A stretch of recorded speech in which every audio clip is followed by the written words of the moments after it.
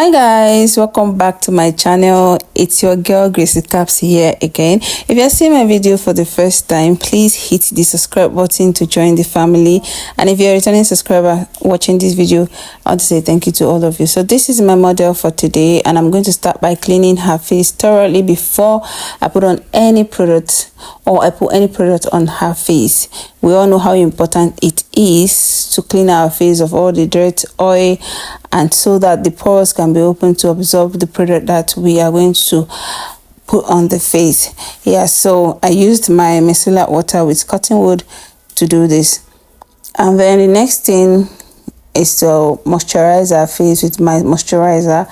I use this simple moisturizer because it's okay for all skin type mostly, and then it's easy to apply and it sinks in. So I always use my brush first, and then I'll go in to use my hand to massage it into the skin. And I always use my hand, which all of you are aware of it, but before I do that, I always clean my hand very well. Make sure my hand is well clean, sanitized before I do that. So I went in to further moisturize our skin with my serum from FBH Cosmetics. It's a Nigerian brand. So I just use the brush to apply it and then still use my hand to push it into the skin more. So this is just how I do my processes. If you've been seeing my videos, you will know that I don't do anything more than this brush and hand application and all. And then I'm using my pores minimizer from Zaron Cosmetics to just apply on the areas I know that will be very oily. This primer, it's really hard to use brush to apply, so I always use my hand because it's a bit dry. There's a way it comes out, so I always use my hand to apply it. And I'm starting from the T-zone areas, the brows and the chin. All those parts I know will oil so fast is the places I'm going to apply first before I extend to other part of the face. So that is my normal application, like I said. And then after that, I will go in with the foundation that I'm going to use. I'm using Younger Beauty and the Jane 30 foundation. I'm going to be mixing those two foundations together. So the Jane 30, I think it's in the shade 217 or 219, thereabouts. You'll see it when I show it. So I'm going to just use my brush to apply it all around. I intended to use the Jane 30, but I found out it was a bit too dark for her. That's the reason why I mixed it with the Younger Beauty foundation that I used. So a little amount of it. She has a very good skin, smooth face, so we're not doing too much coverage. It's just little amount that I mixed together to get her perfect shade. And I'm just going to use my brush to apply all around the face and make sure it blends well. So this was just very easy because, like you can see, her face is very smooth, so there was no much struggle blending the foundation into her skin.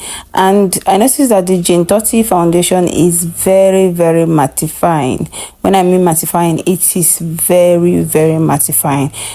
So if you have that foundation, or if you want to get it for yourself, you should know the kind of skin prep you're doing before you apply it on the face.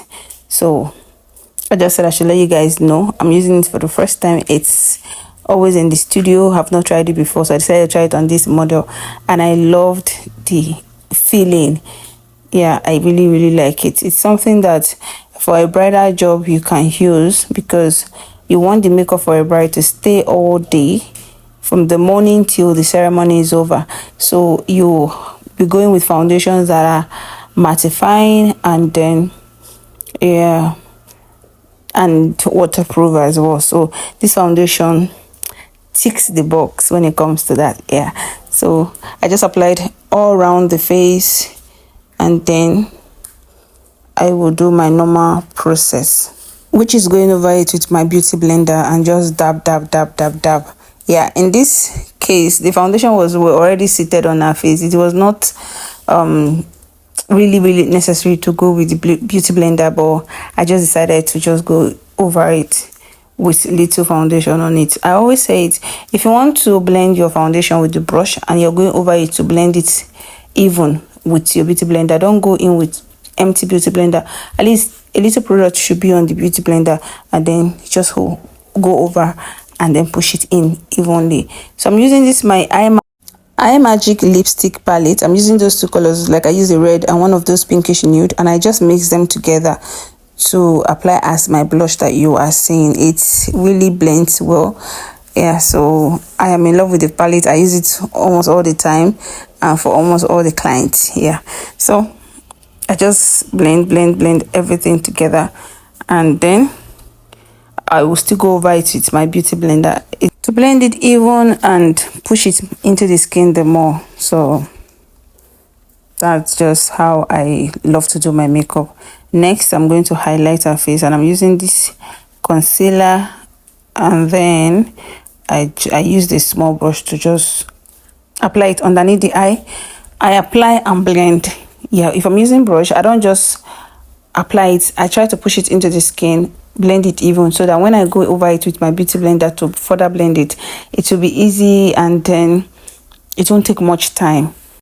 If you notice, you'll see that the concealer that I'm using to highlight underneath the eyes or the places of the face that I want to highlight is not really too much, like the color is not really too bright, because personally I feel like you're doing a dark person's makeup, the person should still be within that range of darkness, or did I say darkness, dark shades. Even if places of our face look highlighted, it shouldn't be too highlighted, looking too bright. Yeah, because if you use foam or concealers that are very bright underneath the eyes, the chin, and all those parts that you want, all those places you want to highlight, remember you're still going to go over it with your setting powder. You're going to set, and then you're going to possibly bake. So all these multiple powders that you will go over it with will enhance it. It is going to make it more brighter, more visible. So especially for a dark skin person, I always want to go low, so that by the time I set and bake, it can come up a little. Because if it's already up or visible or bright, by the time I start setting and baking, it's going to be way too much, and things like that doesn't really look good on dark skin models or clients. Yeah, you can do that and get away with it if you're working on a lighter skin person, but not on a darker skin person. A darker skin person, you have to be very careful and then choose your shades or colors wisely, so that the person doesn't look weird at the end of the makeup. Yeah, so that's just how personally I feel it should be done. But everybody have their techniques and the way they want it or the way they like it. Except my clients say, no, I want to look this, I want to look that. I'll do it for you. And most times for those ones that I advise not to go overboard, and you say, no, that's not what I'm looking for, this is exactly what I want, and I'll tell you, it's going to be too much. Oh, you said, no, I want it like that.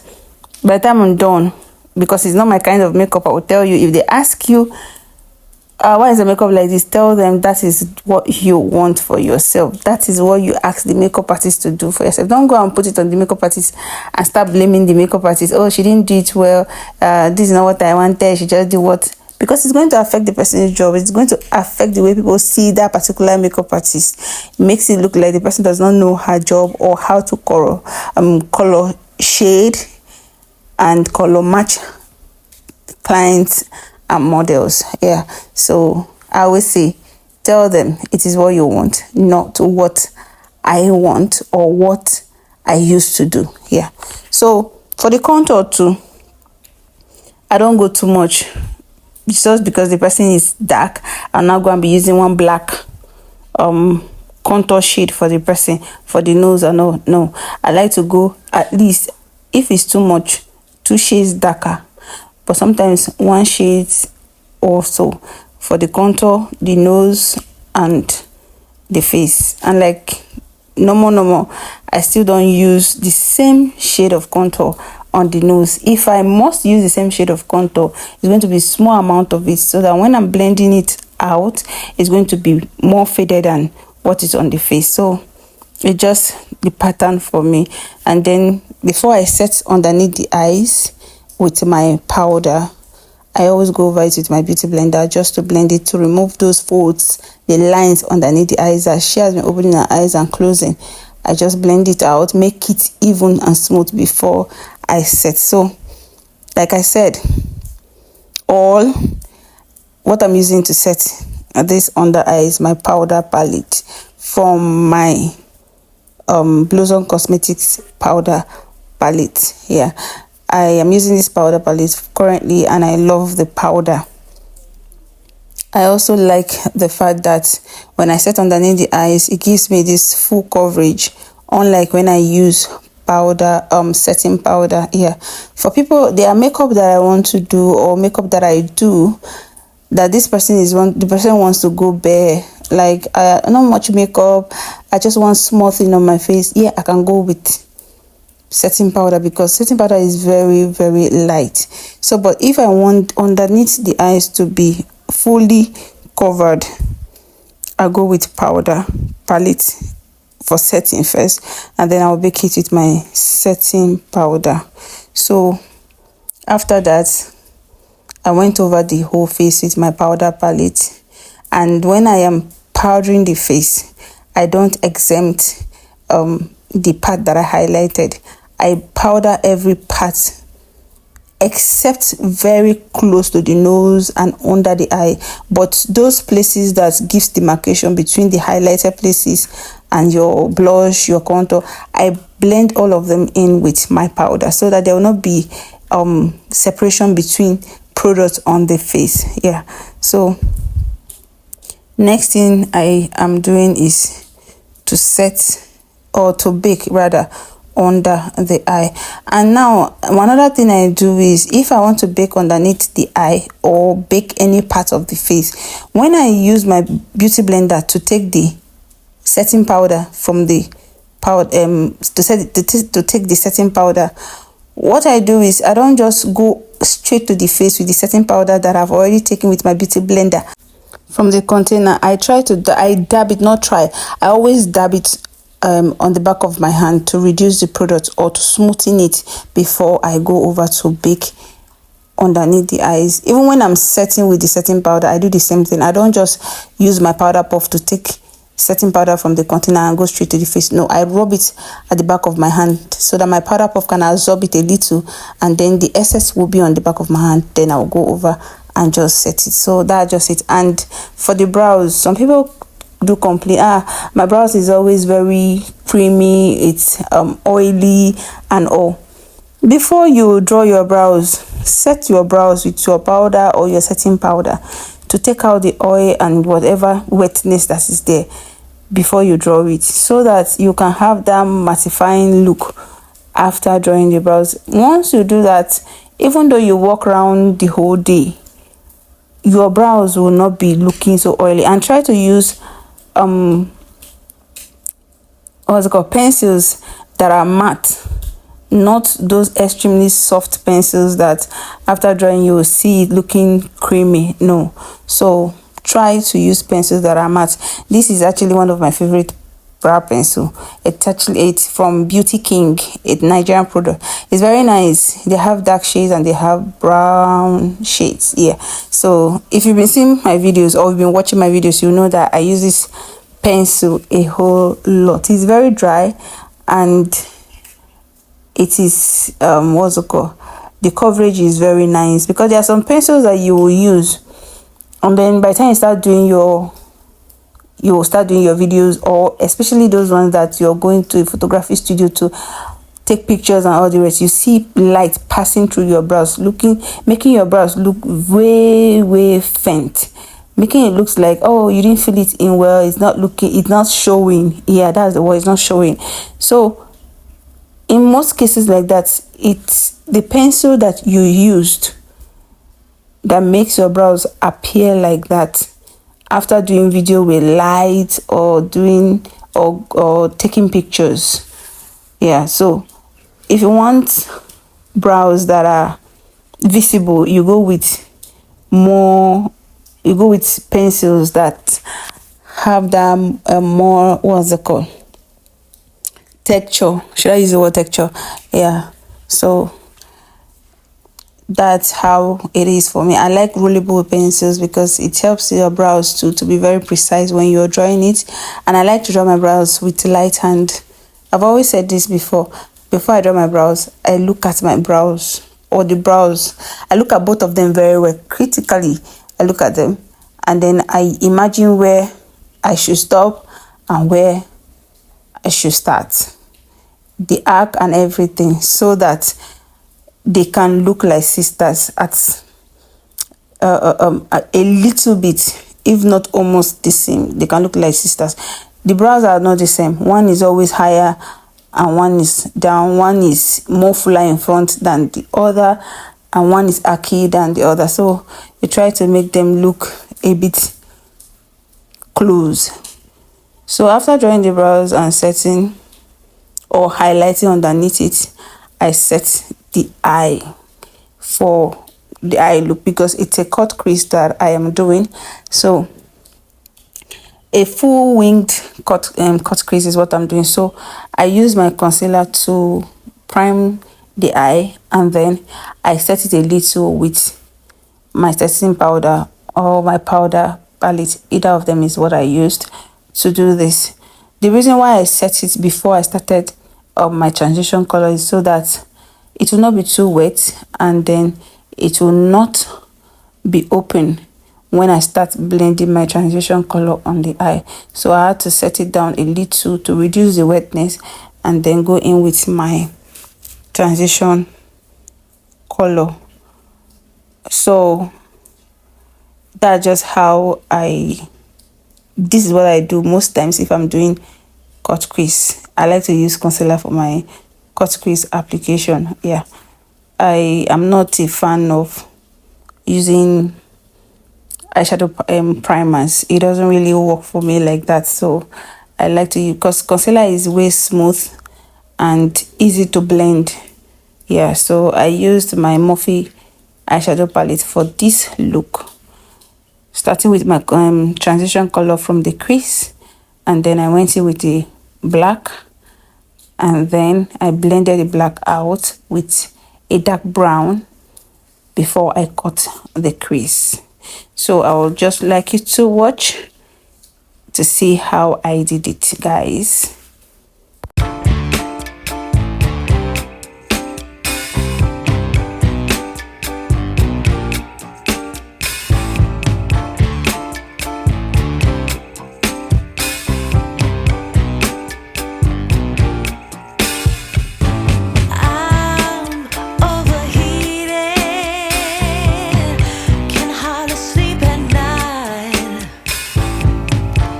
Doing crazy dreaming.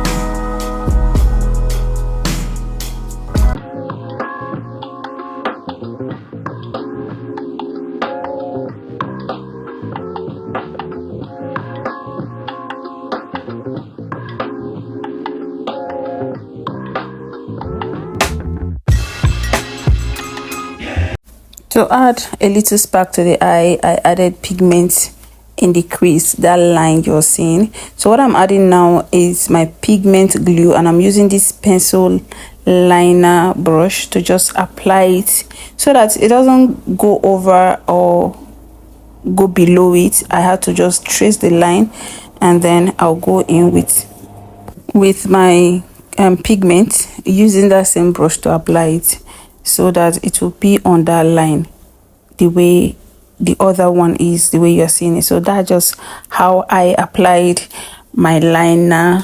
Did I say liner? No, the pigment you're seeing on the other eye. So this is just so that the eyes can be a little bit visible or pop into the eye. So after that, I dust off underneath the eyes the setting powder underneath the eyes, and then just go over the rest of the face. And then I went in with my bronzer to bronze the side of the face and the forehead. If you look at the forehead, you will see the line of the band on the head that is still there. So I need to blend everything in so that the hairline and the band line can't merge into each other looking the same. So I have to go in with a little brush, a smaller brush, to just apply the bronzer and then some powder there so that both of them can come together and the line can be less visible. Yeah, so I did not go over it with my foundation. I didn't get close to it because I didn't want the foundation to get on the lace. That's the reason why I left it open. Yeah, so that's what I am doing right now. Just going to push them in more. I have to go over with little product though, and just push so that the line can fade out. You can see that it's already out a little, so that everything can just look the same. Yeah, and then I'm going in with my blush. After blushing, my highlight, as you all know. So not much blush and not much what is it called, highlight, but I set first. Sorry, the back of the color of the what's it called, the video changed because I was the one controlling the video at this point. My second was the one helping me to stop and play the video, so she highlighted it somehow and it picked the light, or it makes the light to pop in the background. I hope you guys can still see what is going on. Yeah, I did a lip off camera and you can see all the things I did. After the blush, I set the face with my dewy spray first, then I did my mascara. I used my finishing spray, mattifying spray, to set. So this is the finished look, guys. What do you like about this look? Please don't forget to like and subscribe to my channel if you've not done so. Thank you for watching.